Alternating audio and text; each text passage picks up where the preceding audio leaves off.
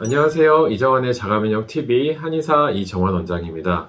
자, 날이 점점 추워지고 있는데요. 이렇게 날이 추워지면 많은 분들이 고생하시는 증상인 수족냉증에 대해서 오늘 이야기를 해보겠습니다. 수족냉증이라는 것은 차가운 곳에 있을 때뿐만이 아니고 외부 온도와 상관없이 손발에 많이 차가운 것을 느끼는 현상을 보통 수족냉증이라고 이야기를 합니다. 날씨가 추워지는데 밖에 있으면은 손발이 차가워지는 게 당연하겠죠? 그건 이제 어떤 분들도 다 마찬가지일 텐데요.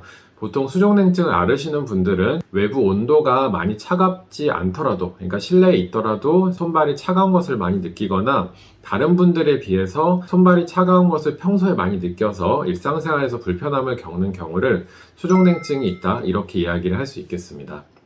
자, 이런 수족냉증은 원인이 없다고 현대의학에서 보통 이야기를 하는 경우가 많기 때문에 병원에서 어떤 처치를 해주는 경우가 많지 않고, 그래서 한의원에 내원하셔서 이 수족냉증을 어떻게 개선하면 좋겠냐 이렇게 상의를 하시는 분들도 많이 계십니다. 그래서 오늘은 제가 이제 임상 경험을 통해서 알게 된 수족냉증에 관한 사실들, 그리고 수족냉증에 도움이 되는 어떤 생활 습관이라던가 상식들, 이 부분들을 설명을 해드리도록 하겠습니다. 수족냉증의 원인은 저는 두 가지로 분류를 해서 말씀을 드리고 있는데요. 첫 번째 원인으로는 기초체온의 저하가 있습니다. 그러니까 기초체온의 저하라는 것은 기본적인 체온이 낮다는 얘기죠. 기본적인 체온이 낮게 되면 당연히 심장에서 먼 부위인 손, 발의 경우에는 체온이 더 낮아지기 때문에 수족냉증을 경험하시는 분들이 많게 됩니다.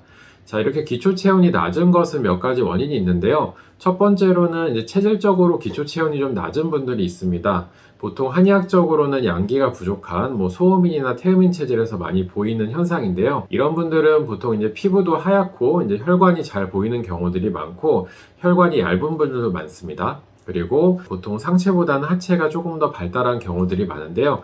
이런 음체질의 경우에는 기초 체온이 좀 낮은 체질이기 때문에 그만큼 수족냉증이 발생할 확률이 높게 됩니다.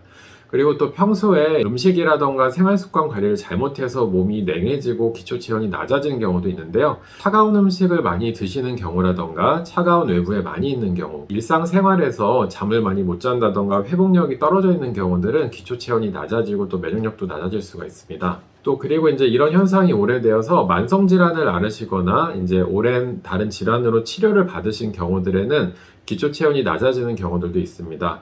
예를 들어서 제가 이제 전문으로 치료하고 있는 류마티스 관절염 환자분들도 대다수의 경우 기초 체온이 낮으시고 손발에 수족냉증을 경험하시는 경우가 많으시고요.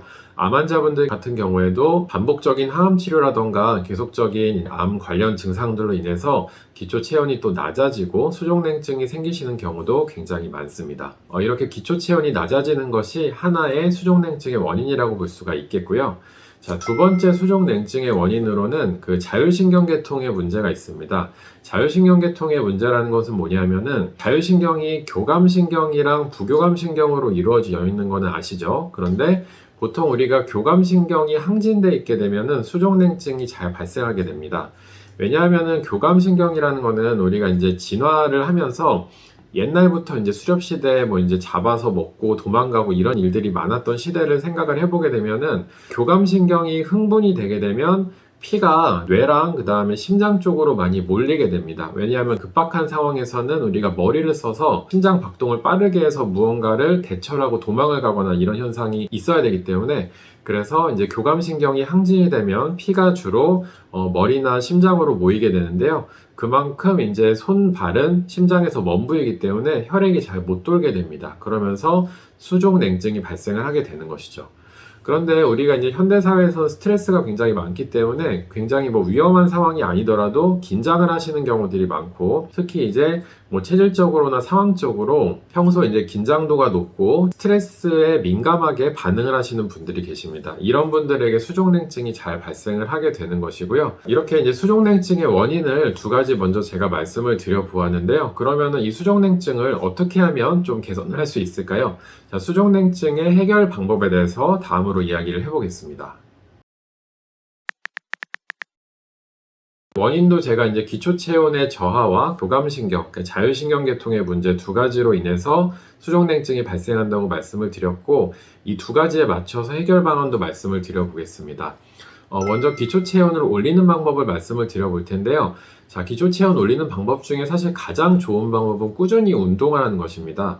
왜냐하면 이제 운동을 통해서 근육량이 늘어나게 되면은 이 근육에서 열을 발생을 시키기 때문에 우리가 이제 몸에서 발생하는 체열 중에서 한 20-30%가 근육에서 많이 발생을 하게 됩니다. 대다수의 수족냉증을 앓고 계신 환자분들을 보면은 근육이 부족한 경우가 많습니다. 그래서 꾸준한 이제 운동을 통해서 이제 근육량을 늘려주시게 되는 것이 도움이 되는데요. 운동으로는 흔히 알고 있는 걷기나 달리기, 그 다음에 등산이라던가 수영 이런 운동들도 도움이 될 것이고, 웨이트 트레이닝이라든지 이제 꾸준히 필라테스 같은 운동을 땀을 흘릴 정도로 열심히 하시는 것도 도움이 되실 것입니다. 그리고 이제 적절한 양의 단백질 섭취를 통해서 이제 근육량을 같이 늘려주시게 되시면은 그만큼 수족냉증을 극복하는 데 도움이 되실 거고요. 두 번째로는 족욕이나 반신욕이 있습니다. 이 족욕이나 반신욕은 여러 가지로 체온과 면역을 연구하는 일본의 학자들이나 국내 학자들에게서도 좋은 효과가 있는 방법으로 알려져 있는데요. 족욕이나 반신욕을 꾸준히 하시게 되시면은 해당 부위에 온도가 올라가는 것 말고도 신진대사가 원활해지고 우리가 혈액순환이 증진되기 때문에 기초 체온이 올라가는 효과가 있습니다. 그리고 한의원에서 하실 수 있는 뜸 치료 같은 경우에도 좋은데요. 저희 한의원은 예전에는 이제 왕뜸 치료 했었는데 지금은 왕뜸 치료를 하고 있지는 않고 집에서 할 수 있는 뜸 치료들도 요새는 나오고 있기 때문에 그런 것들 한번 알아보시는 것도 좋을 것 같습니다. 세 번째로는 이제 찜질팩을 좀 이용하시는 방법이 있습니다. 이제 족욕이나 반신욕을 좀 하기 힘드신 분들이라면은 찜질팩을 통해서 이제 기초 체온을 높여주시는 것도 도움이 되는데요. 찜질팩의 위치는 보통 이제 손발이 차갑다고 해서 손발에 하시는 것도 도움이 되겠지만 보통 우리가 아랫배, 하복부 쪽에다가 찜질을 하시는 게 좋습니다. 이쪽을 하시게 되시면은 이 내장기 중에서 위와 장의 기능도 원활하게 좀 만들 수가 있고요. 또 이제 정신신경을 안정시킨 효과도 있기 때문에 수족냉증에 여러모로 도움이 된다고 할 수가 있겠습니다. 자, 그리고 네 번째로 수족냉증에 도움이 되는 음식들도 있을 텐데요. 가장 널리 알려진 것이 바로 이제 생강과 계피입니다. 제 영상에서도 이제 생강의 효능에 대해서는 많이 다루었는데요. 그만큼 생강은 널리 알려진 이제 체온을 높인 효과가 있고 계피 같은 경우에도 체온을 높여주면서 정신을 안정시켜주는 그런 효과가 있기 때문에 평소에 이제 생강차라던가 계피차를 자주 드시는 것도 기초 체온 향상에 도움이 될 수가 있을 것입니다. 두 번째로 자율신경계통의 문제를 해결해서 이제 수족냉증을 완화시키는 방법이 있을 텐데요. 한마디로 과도한 긴장을 좀 푸시는 것이 좋습니다. 그래서 이제 과도한 긴장을 풀기 위한 방법을 생각을 해보게 되면은 아까 말씀드린 이제 운동을 꾸준히 하시는 것도 그 과도한 긴장을 푸는데 도움이 되는데요. 과도한 긴장을 하시는 분들은 웨이트 트레이닝 같이 이제 격한 운동을 하시기보다는 스트레칭이라던가 이제 걷기라던가 살림욕 같은 몸을 이완시켜주고 정신도 편안하게 해줄 수 있는 그런 운동들을 좀 해보시는 것이 도움이 될 것입니다. 그리고 자주 긴장하시고 이제 교감신경이 자꾸 항진되시는 분들은 숙면을 취하시는 것이 굉장히 중요하기 때문에 하루에 한 7시간 정도는 주무시는 것을 목표로 해보시고 가능하시면은 이제 같은 시간에 자서 같은 시간에 일어나시는 것 이런 생활 습관들을 좀 가져보시면 좋겠습니다. 그리고 마지막으로 이제 긴장을 좀 완화시킬 수 있는 음식으로는 이제 우리가 캐모마일이라던가 대추 같은 음식이 있습니다. 이런 것들이 이제 숙면을 돕기도 하고 긴장을 좀 완화시켜 주기 때문에 평소에 이제 긴장 상태가 많고 그리고 수족냉증이 발생하시는 분들 같은 경우에는 캐모마일이나 대추차를 꾸준히 좀 드셔보시는 것도 좋을 것 같습니다. 자, 그리고 마지막으로 약물에 따라서 약물 때문에 수족냉증이 발생하는 경우에 대해서도 한번 말씀을 드려볼 건데요. 특정 진통소염제를 자주 드시는 경우에는 이게 혈관이 수축이 일어나기 때문에 시간이 오래 지나게 되면 수족냉증이 발생하는 경우들이 있습니다. 그래서 진통소염제는 통증이 있을 때 꼭 필요할 때만 드시고 계속해서 드시는 경우는 가급적이면 삼가를 하시는 것이 좋을 것 같습니다. 자, 오늘 이렇게 수족냉증에 대해서 이야기를 해보았는데요. 정리를 해서 말씀드리자면 기초 체온을 높이고 또 이제 몸의 긴장을 완화시키고 이완시키는 것이 수족냉증을 극복하는 방법이라고 할 수가 있겠습니다. 다가오는 겨울에 수족냉증으로 고생하시는 분들이 계실 텐데요. 제 영상의 내용이 그분들에게 도움이 되셔서 좀 따뜻한 겨울을 보내셨으면 좋겠습니다. 자, 이정환의 자가면역TV 오늘의 영상은 여기서 마치도록 하겠습니다. 앞으로도 이제 재미있는 주제, 흥미로운 내용으로 영상을 통해서 찾아뵙도록 하겠습니다. 항상 구독과 좋아요 눌러주시는 분들 감사드립니다. 감사합니다.